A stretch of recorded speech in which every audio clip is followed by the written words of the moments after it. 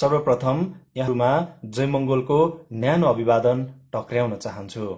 म रिन्छेन दोर्जे तामाङ हाल काठमाडौँ नेपालबाट अडियो र भिडियो मार्फत यहाँहरूसम्म तरङ्गित भइरहेको छु। सन् 1985मा भूमिगत रूपमा छापिएर भूमिगत रूपमै वितरित नेपालको वास्तविक राजनीति र समाजलाई चिरफार गरेर लेखिएको मङ्गोल मुक्तिको सञ्जीवनी बुटी स्वरूप मानिएको डाक्टर गोपाल गुरुङद्वारा लिखित नेपाली राजनीतिमा अदेखा सच्चाई 2018मा प्रकाशित 10औं संस्करण पुस्तक आवाज मार्फत यहाँहरू सामु राखिरहेको छु। 10औं संस्करणको पुनः प्रकाशन समेत भएको उक्त पुस्तकको दोस्रो संस्करण सन् 1988मा प्रकाशित भइसकेपछि लेखकलाई पञ्चायत प्रशासनले पक्रेर 2वटा राजद्रोही मुद्दा लगाएर 3 वर्षको निम्ति भद्रगोल जेल हालिएको थियो। जेलभित्र छँदा संसारभरबाट लेखकको निर्भयताप्रति सम्मान व्यक्त गर्दै प्राप्त भएका चिठीहरूको केही अंशहरू समेत समेटिएको उक्त पुस्तक गत 29 अप्रिलदेखि धारावाहिक रूपमा यहाँहरूको माझ राख्दै आइरहेको छु। राख्ने क्रममा उक्त पुस्तकको 50औं पेजको दोस्रो हरफको पहिलो अक्षरबाट 5औं भाग स्वरूप यसरी अगाडि बढाउने अनुमति चाहन्छु। मैले माथि उल्लेख गरेको 2 पुस्तकहरूमा हिन्दू आर्यहरूलाई धेरै आदर्श पुरुष देखाएको छ भने रामायणमा अनार्यलाई राक्षस बनाएर राखेको छ। अनार्यलाई हनुमान पनि बनाएको छ किनभने यसका लेखनदासहरू हिन्दू आर्य हुन्। वास्तवमा भन्ने हो भने रामचन्द्र यस्ता बाबुका छोरा हुन् जसले 3 जना स्वास्नी र लक्ष्मणकी आमा 1 जना नोकर्नी राख्दा पनि नानी जन्माउन सकेन। त्यस्तालाई के भनिन्छ? पछि होम गरेर रानीहरूलाई खीर खुवाएपछि जन्मेका छोरा हुन् राम। आजको युगमा खीर खाएर नानी जन्माउने कुरा महामूर्ख बाहेक कसले पत्याउँछ? रामचन्द्रकी पत्नी सीता न बाबुको टुङ्गो न आमाको पत्तो भएकी नारी हुन् जसलाई खेतमा भेट्टाइएको थियो। आज हामी बाटोमा, नालीमा, खेतमा फ्याँकिएकी बालिकालाई के भन्छौं? यस्ता कलङ्कित कुराहरूलाई ढाकछोप गरेर भगवान देवी बनाई लेखेका छन् हिन्दूहरूले आफ्नो मान्छेलाई। हिन्दूकै वेदका महान लेखक व्यास को थिए? विश्वासी माझीलाई विश्वासघात गरी नदीको माझमा पुगेपछि डुङ्गामा माझीकी छोरीलाई सहाराहीनदेखि बलात्कार गर्ने बाबुकी छोरी अर्थात् त्यसै मजिनीको छोरो। यताको कुरा उता र उताको कुरा यता चुक्ली लगाएर पेट पाल्ने 2 जिब्रे जासुस हिन्दूहरूका महान व्यक्ति नारद मुनि को थिए? कमारीको छोरो। हिन्दूहरूका भगवान रामचन्द्रकै गुरु वशिष्ठ को थिए? वेश्याको छोरो। यी भगवानका बाबु दशरथले आफ्नै कमारीलाई राखेका थिए जसको कोखबाट जन्मेको छोरालाई लक्ष्मण भनियो। लक्ष्मणले बाबुको कमारीबाट जन्मेको कारणले रामचन्द्रको जीवनभर सेवक भएर बस्यो तर बदलामा धोका नै पायो, घृणा र तिरस्कार नै पायो। महान र वीर पुरुष मात्र होइन भगवान रामचन्द्रबाट। तर यस्ता व्यक्ति हिन्दूहरूका भगवान। भगवानले सिकाएकै कुरा न गर्न पर्यो भक्तहरूले पनि। हिन्दूहरूका ऋषिहरू कुनै मृगबाट जन्मेको छ भने कुनै माटोको घैँटोबाट, कुनै घाँसको मुठा कुसबाट जन्मेको छ त कुनै खराएको ढाडबाट, कुनै धमिराको डिस्कोबाट जन्मेको छ भने कुनै चाहिँ सुद्रिनीबाट अथवा कमारीबाट जन्मेको छ। हिन्दूहरूकै अर्को भगवान कृष्णका 16,800 वटा स्वास्नी थिए भनिएको छ भने वेद पुराणमा हिन्दूहरूका पूर्वजहरूले गोरुको मासु, घोडाको मासु आदि खाएका र त्यसले यज्ञ गरेका प्रशस्त प्रमाणहरू पाइन्छन्। यसबाट आफूलाई ठूलो जात भनेर ठग्ने हिन्दू आर्यका अगुवाहरू कस्ता थिए, त्यसको अनुकरणकर्ताहरू कस्ता छन् भन्ने छर्लङ्गिन्छ, जसको पिँढीले हामीलाई आज यो स्थितिमा पुर्याएको छ। आजको वैज्ञानिक युगमा पनि मृगले नानी जन्मायो, खिर खाएर रामचन्द्र जस्ता हिन्दूहरूको भगवान जन्मे, घाँसको मुठा कुशबाट बालक पैदा भयो, खेतमा भेट्टाएको बाबुको टुङ्गो नभएकी सीता देवी हो, उसलाई धरतीले जन्माएकी, खराएको ढाडबाट धमिराको ढिस्कोले, पानीको घैलाले नानी जन्मायो भन्ने र त्यसलाई पत्याउने दुवै मेरो लागि महामूर्ख हुन्। निर्दोष युवतीलाई बलात्कार गर्ने बलात्कारी बाबुका छोरा हुन् व्यास, र उसैले लेखेको ग्रन्थ हिन्दूहरूको पवित्र ग्रन्थ हो वेद। वेद पुराणलाई हामी अहिन्दूहरूले पनि पत्याएर हामीलाई मास्ने, हामीलाई मूर्ख र कमारो भन्ने, हिन्दूहरूकै सन्तानको पछि लाग्यौं भने हामीले के भन्ने? अब हामी सबैले सोच्नु पर्ने बेला आएको छ। यस्ताको पछि आफ्नो सर्वस्व गुमाउनु चाहँदैनौ भने अत के यहाँ शोषणरहित समाज सृजना गरिन्छ भन्ने आशा पनि गर्न सकिन्छ? नेपालमा जहाँका भगवानले नै शोषण र छलकपट गर्थे, हिन्दूहरूले लेखेर राखेको रामायणका हिन्दू आर्य रामले अनार्य रावणलाई मारेको खुसियालीमा हामी दशैं मनाउँछौं, टीका थाप्छौं, ऋण पान गरेर भए पनि भोज खाई मोज गर्दछौं भने हामी अहिन्दू अनार्यहरूले आफ्नै पुर्खा नाश गर्नेको पक्ष लिएर आफ्नै पुर्ख्यौली नष्ट गरेकोमा खुसी मनाइरहेका छौं। जुन कुरा सुन्दा पनि लाज लाग्नु पर्ने हो। दशैं त अफसोस गर्ने दिन हो, टीका थापेर खुसी मनाउने दिन होइन।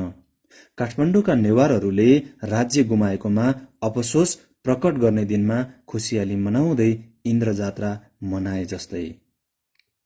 हामी मंगोल अर्थात् अनार्य कति शक्तिशाली थियौं त्यो प्रमाण पशुपतिनाथले पनि दिन्छ, जो किराँतेश्वर हुन र आफूलाई देव सम्झने हिन्दू आर्यहरूले पनि महादेव मानेका छन्, अर्थात् देवभन्दा महा ठुलो। मुस्ताङका राजा ठेट मंगोल हुन् र जुन हाम्रो आँखाको अघि छ, तर उसलाई विष्ट हिन्दू आर्यको बाहुन वा क्षेत्री भनिन्छ। अब पछि गएर यही कुरा इतिहासमा लेखिनेछ, मुस्ताङे राजा विष्ट थिए भनेर। पछि भावी पिँढीले खोज गर्ने ठाउँ नभएपछि नेपालको मुस्ताङमा पनि हिन्दू बाहुन वा क्षेत्रीले राज गरेको रहेछ भनेर सम्झनेछ। जस्तो नेपालमा नेमुनी ऋषिको कल्पित नाम र देन विषयमा हिन्दू बाहुनहरूले लेखेका छन्। नेपालमा हामी अहिन्दू यहाँका मूल बासिन्दा मंगोल अनार्यप्रति हिन्दू आर्यहरूको राजनैतिक, आर्थिक, सामाजिक र सांस्कृतिक थिचो मिचो, शोषण, दमन तथा संहारप्रति यी ज्वलन्त उदाहरणहरू हुन्। हाम्रो समाजप्रतिको संस्कारगत षड्यन्त्र पूर्व पञ्चायत व्यवस्थामा पनि तीव्र रूपमा जारी नै थियो, जसको ज्वलन्त प्रमाण पुलिस घटनामा घटायो। यसको मुख्य भूमिका राजदरबारीय मुख्य सचिव रञ्जन राज खनाल र दरबारकै सैनिक सचिव ऋषिकुमार पाण्डेले खेलेको थियो। प्रहरीहरू मंगोल समाजबाट आइजिपी पदमा पुग्न सक्ने सबैलाई एसपी तहबाट नसखा पारिएको थियो, तर त्यस काण्डका बाहुन क्षेत्रीलाई बहालीमा पुनः ल्याइएको छ, जसका प्रमाणहरू जिउँदो जाग्दो अवस्थामा अझ पाउन सकिन्छ। भूत पञ्चायत व्यवस्था राणाकालकै व्यवस्था लागू भएपछि नेपालमा भूमि सुधारको नारा आयो। त्यो सुन्दा मिठो लाग्छ, तर हजारौं हजार बिघा जमिन हुने क र ख वर्गका हिन्दूहरूकोबाट कति भूमि बेसी भएका भूमिहीनलाई बाँडियो, यो जान्दा तितो लाग्छ। जग्गा निकालिएको भए पनि एउटाबाट अर्को आफ्नै वर्गकोमा पुर्यायो भने यसको अत्यन्त बेसी मार पूर्वका मंगोल लिम्बूहरूलाई परेको छ, जसको किपट आफ्नै पुर्ख्यौली राज्य खोचिएर धेरैजसो हिन्दू आर्यहरूकै हातमा पुर्याइयो। यस्तै शोषक तराई इलाकामा पनि अब छ्यापछ्याप्ती भएर तराईमा कोच, धिमाल, थारूहरूको रहल पहल जग्गामा पनि यिनीहरूलाई सुकुम्बासी बनाउने क्रम तीव्र रूपमा भइरहेको छ।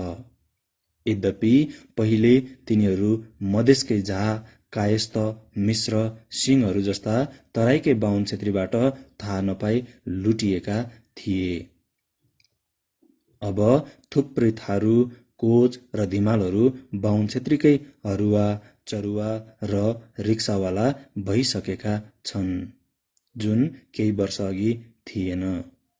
पृथ्वीनारायण शाहले लिम्बूहरूसँग लडाईँ गर्दा जित्न नसकेपछि लिम्बुवान लिम्बूहरूको मुलुकलाई लाल मोहरद्वारा पृथ्वीनारायण शाहको राज्यकालमा मात्र नभएर शाहवंश कसैले पनि खोज्न नसक्ने, खोसेको खण्डमा सन्तान नाश हुने विश्वास दिएपछि लडाईँ थामिएको थियो, सम्झौता भएको थियो। पृथ्वीनारायण शाहबाट दिइएको लाल मोहर चीनको सबैभन्दा ठूलो ताम्रापत्रमा पनि भएको बुझिएको छ।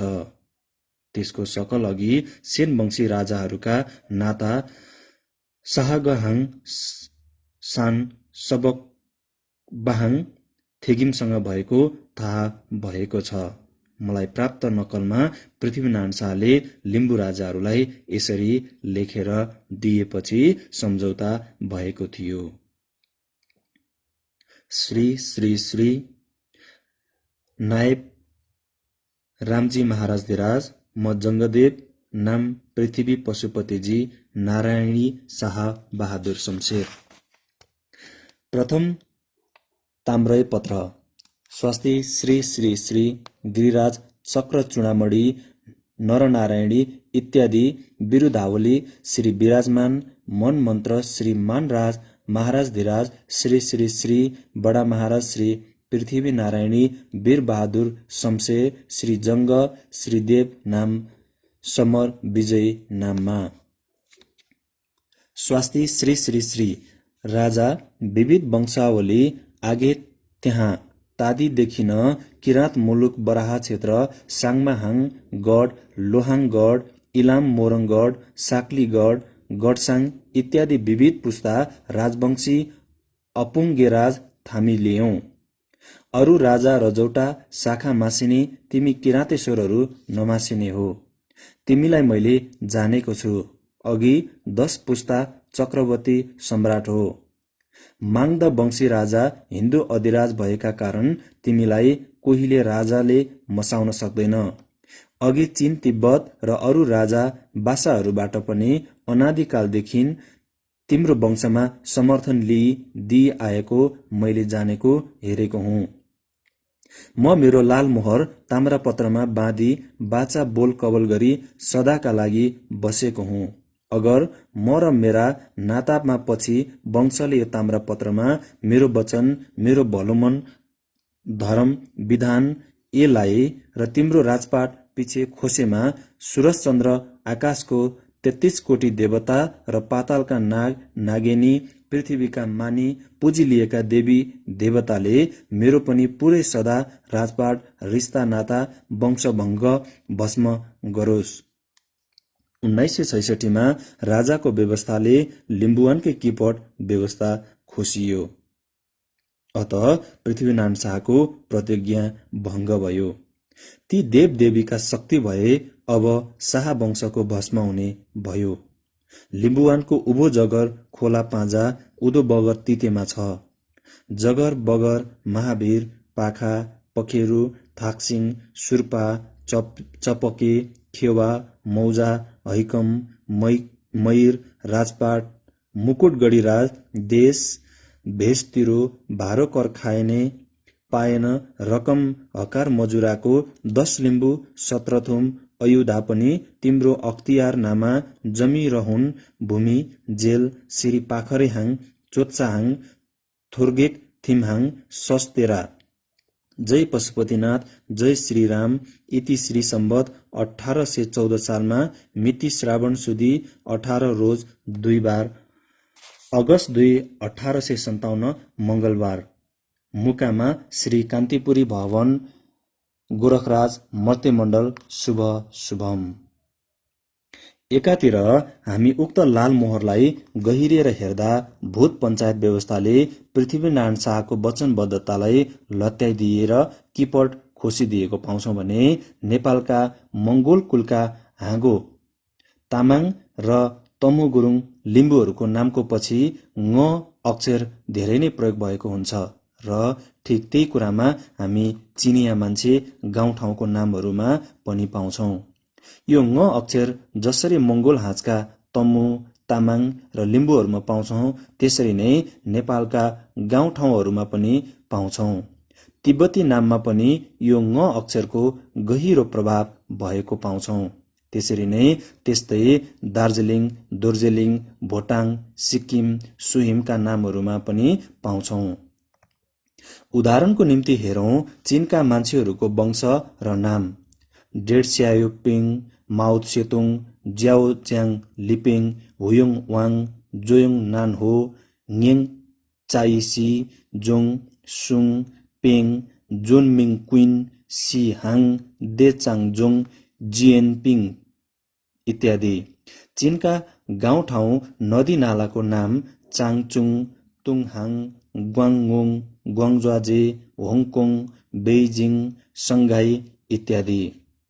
नेपालको मान्छे र वंशजहरूको नाम चेम्जोङ, इन्द्रहाङ, वज्रहाङ, लिम्बू, तितुङ, तामाङ, सिलिङ, थिङ, तामाङ, खापुङ, खपाङ्गी मगर, चामलिङ राई, चोहोहाङ, सुहाङ, पेङ दोर्जे, बलिहाङ, साङपाङ, लोरुङ, फेजिङ इत्यादि। नेपालका गाउँठाउँका नामहरू छाङ, बागलुङ, मोरङ, धादिङ, बझाङ, कोलबुङ, छिन्ताङ, सेराङ, च्याङथुप, इङबुङ, मेमेङ, फर्पिङ, थोलुङ, खाम्जालुङ, वालिङ, चोमोलुङ, माउन्ट एभरेस्ट, आङसाङ, मुङलिङ, लमजुङ, मन्ज्याङ, भाङलिङ, दार्सिलिङ, तुमलिङ, वालुङ, तुर्लिङ इत्यादि। नेपाल बाहिरको छिमेकी इलाकाका मान्छेहरूको नाम र गाउँठाउँको नाम। मार्छोङ छोग्याल 15औं शताब्दीका तिब्बती लेखक रिङ स्युङपा, 1586 तिरका तिब्बती लेखक केरुङ, नेपाल तिब्बतको युद्ध भएको ठाउँ सिलिङचोङ, लाप्चे, लाचुङ, दोर्जेलिङ, भोटाङ, कालेबुङ, बुङथिङ, लाप्चेको बिजुवा, दुङकुलुङ, तुर्लुङ, फुर्लुङ, खुङ्गी, चोयाले बुनेको वस्तु, सिलाङ, च्याखुङ, सिक्किम, जोरथाङ, सामसिङ, टुङ इत्यादि। शताब्दीौंदेखि हिन्दूहरूले यहाँका मूलवासीहरूलाई हर क्षेत्रमा दबाएर एकलौटी दबाब दिएर शासन गर्न पाएको भए तापनि र कतिपय गाउँठाउँको नाम मान्छेहरूको नामहरू हिन्दूकरण गरे तापनि रहल पहल उक्त नामहरूले अझ पनि सत्य र तथ्य कथाहरू भनिरहेको छ। चीनको गाउँठाउँ र नदी नालाका मान्छेको नामहरू र यस भेगका मूलवासीका गाउँठाउँका नदीनाला र मान्छेका नामहरूमा सामञ्जस्य आएको कारण मध्येमा यो पनि अर्को एउटा मुख्य कारण हुन सक्छ। नेपालमा मूलवासी मङ्गोललाई नेपालमा पैठारी हिन्दू आर्यनहरूले क्रूरतापूर्वक दबाउनु यिनीहरूको धर्म, संस्कृति, भाषा, भूषा, लिपि आदिमाथि आक्रमण गर्दै राजनैतिक र आर्थिक स्थिति कमजोर बनाइदिने हर प्रयास जारी राख्दै आएका शताब्दी भइसक्यो। राजनैतिक शक्ति हातमा भएपछि अरूहरूलाई पिस्न धेरै सजिलो पर्छ भनेर मैले माथि पनि भनेको छु। किनभने राजनैतिक शक्ति हातमा हुनेको हुकुममा पुलिस, सेना हुन्छ, जेल, नेल हुन्छ, राज्यको ढुकुटी र नीति निर्धारण गर्ने अधिकार हुन्छ। त्यसै कारण हामी अहिन्दू मङ्गोलहरू, अनार्यहरू आर्यले अनार्य मारेको खुसियालीमा दशैंलाई अफसोस गर्न अलावा चाडको रूपमा मनाउँछौं। हाम्रो आफ्नै चाड तिहारको भाइटिका, देउसी र भैलोको महत्त्व कम गराउनको निम्ति सबैभन्दा पहिलो भैलोको दिन हिन्दूहरूले लक्ष्मी पूजा राखिदिएर हाम्रो चाडको महत्त्व लोप गराउने प्रबल प्रयास गरेका छन्। हामीले हिन्दूहरूबाट लादिएको दशैं मनाउन छाड्नुपर्छ भने आर्य युवती जसलाई लक्ष्मी सरस्वतीको संज्ञा दिएको छ उसको पूजा गर्न पनि छाड्नुपर्छ। त्यस्तै गरी रिखी, डोरी बाँध्न, घाँस राख्न, दुबो र नाक टाँस्न पनि छाड्नुपर्छ। यी सब बाहुनहरूको मागी खाने भाँडो हो। हामी मंगोलले आफ्नै रीतिथिति अपनाउनुपर्छ, जन्मदेखि लिएर मर्दासम्म। भैलो, देउसी, भाइटिकाको सुरुवात कसरी हुन्छ भने धेरै वर्ष अघि हाम्रा एकजना ज्यादै दयाशील र दानी राजा बलिहाङ थिए।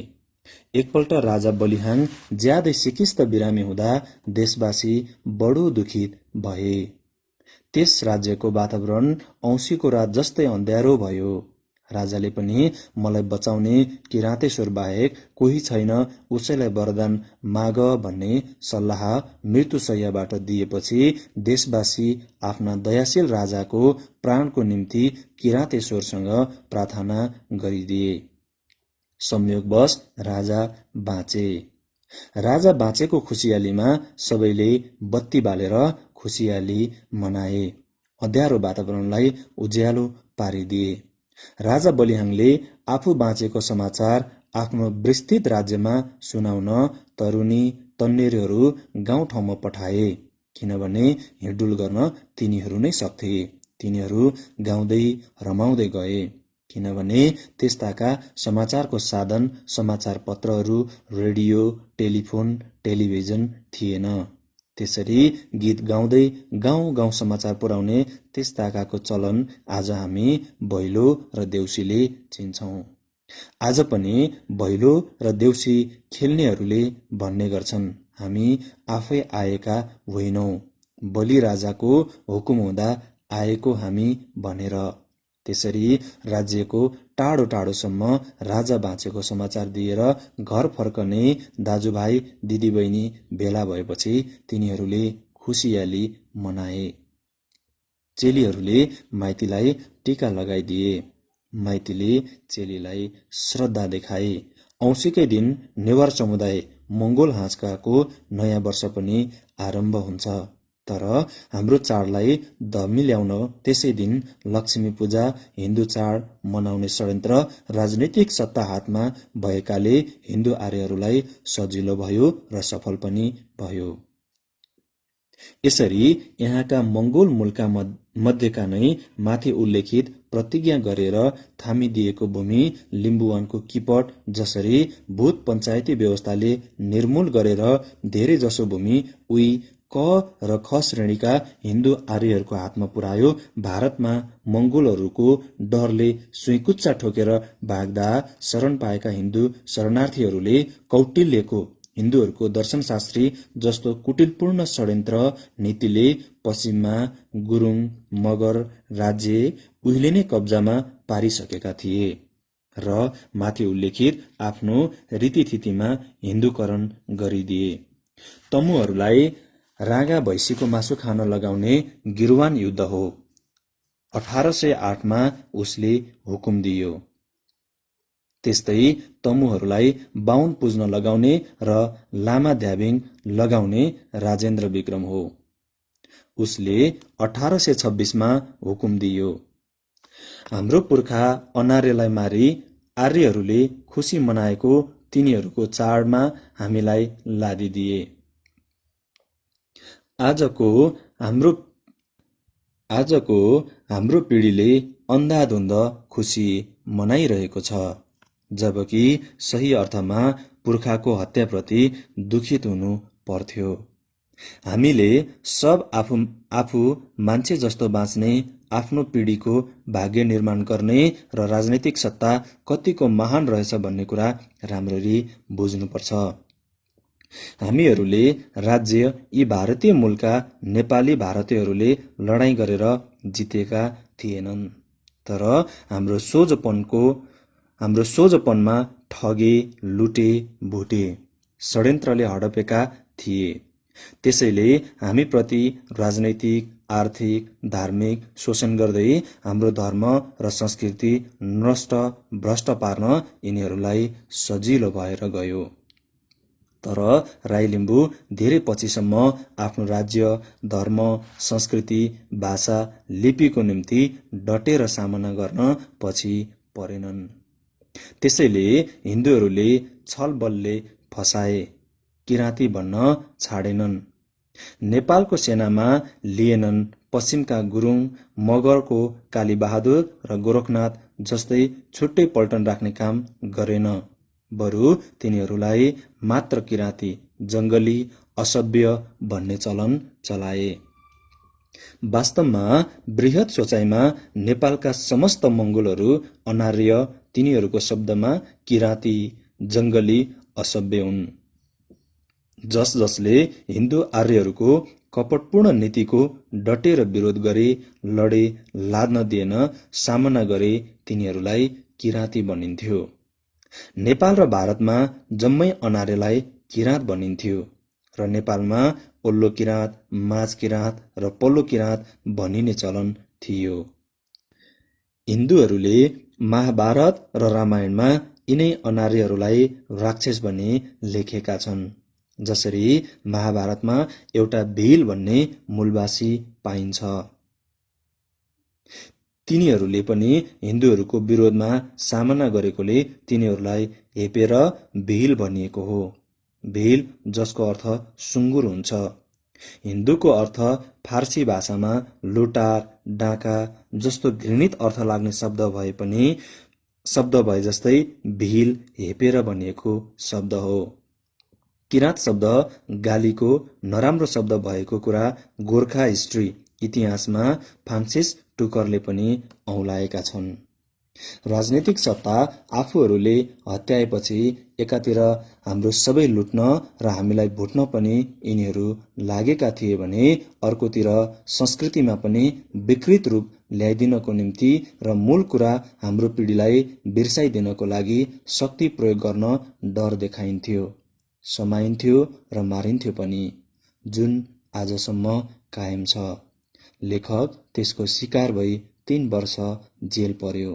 तर आफ्नो संस्कृति र भाषाको निम्ति पनि आफ्नै राज्य र धर्मको निम्ति जस्तै मरिमेट्ने लिम्बूहरूले विरोध गरि नै रहँदा विद्रोह होला र त्यसलाई कज्याउन नसकिएला भनेर फेरि आफ्नै संस्कृति कायम गर्ने आदेश पनि जाहेर गरिएको थियो।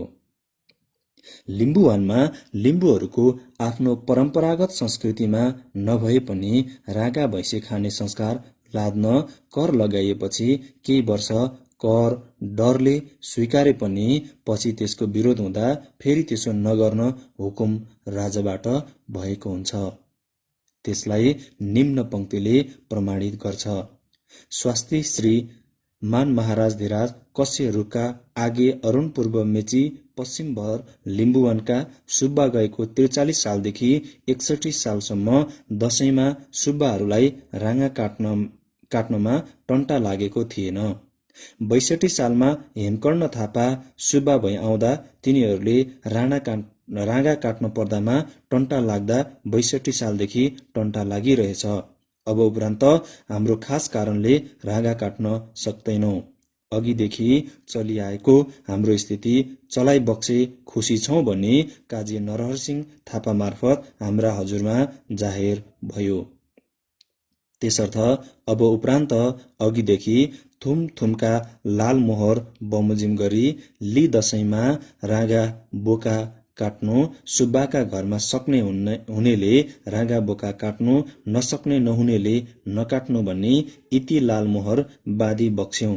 इति सम्बत 1811 साल मिति वैशाख बरी 14 गते 4 शुभम अप्रिल 25 1864 बिहिबार। आज सुहिममा सिक्किम लिम्बू भाषा संस्कृति लिपिको विकास गर्न छुट पाइरहेको छ। त्यहाँ स्कुलमा 12 क्लाससम्म लिम्बू भाषाको पढाइ हुन्छ। लिम्बू भाषामा यथावत पत्र पत्रिका निस्कन्छ। तर उदेक लाग्दो कुरा के छ भने नेपालका यहाँका मूलवासीको भाषा, संस्कृति, लिपि र धर्मको कुरा गर्यो भने हिन्दू आर्यहरूले साम्प्रदायिक भनेर त्यसलाई दबाउन समस्त शक्तिको कुप्रयोग गरिरहेका छन्, जबकि साम्प्रदायिकता तिनीहरूबाट नै भइरहेको छ। यहाँका उक्त हिन्दूहरूले एक धर्म, एउटा भाषा, एउटा संस्कृति र एउटा लिपिको नाममा हिन्दू धर्म र संस्कृति, भाषा लगायत हिन्दी लिपि जोर तोरले फैलाइरहेको छ। तन, मन, धनले र मूलवासीको भाषा, धर्म, संस्कृति, लिपि मास्न पनि त्यत्तिकै दृढ छन्। कस्तो विडम्बना, आफ्नै मुलुकमा आफू थिचिएर पिसिएर बस्नु परिरहेछ। दक्षिण अफ्रिकाले जनताले जस्तो। यसैकारण यहाँ एउटा शक्ति जम्नु र फुट्नु आवश्यक भएको छ, आफ्नो अधिकारको निम्ति। सिक्किममा त्यहाँका राजाहरूले मङ्गोल हितार्थ र सुरक्षार्थ कतिको संरक्षण दिएका थिए त्यो निम्न तथ्यले प्रमाणित गर्दछ। डाक्टर गोपाल गुरुङद्वारा लिखित नेपाली राजनीतिमा अदेखा सच्चाई पुस्तकको 60औं पेजको पहिलो हरफको अन्तिम बिन्दुमा आजको 5औं भाग अन्त्य गर्न चाहन्छु। नेपालको समस्त अहिन्दू मूलवासी मंगोलहरूको मुक्तिको निमित्त लेखिएको उक्त पुस्तक यहाँहरूको पहुँचसम्म पुर्याउने उद्देश्यले गत 29 अप्रिलदेखि धारावाहिक रूपमा अडियो मार्फत सार्वजनिक गर्दै आइरहेको छु।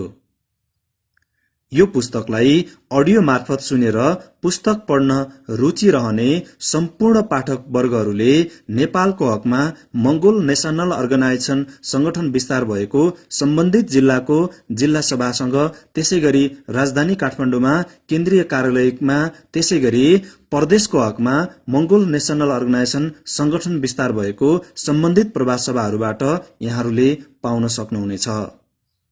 यो जानकारी सहित यहाँहरूको सल्लाह, सुझाव र प्रतिक्रियाको अपेक्षा गर्दै भोलि पुनः उक्त पुस्तकको 60औं पेजको दोस्रो हरफको पहिलो अक्षरबाट 6औं भाग लिएर आउने बाचा सहित आजको निमित्त यहाँहरूबाट ओझेल पर्न चाहन्छु।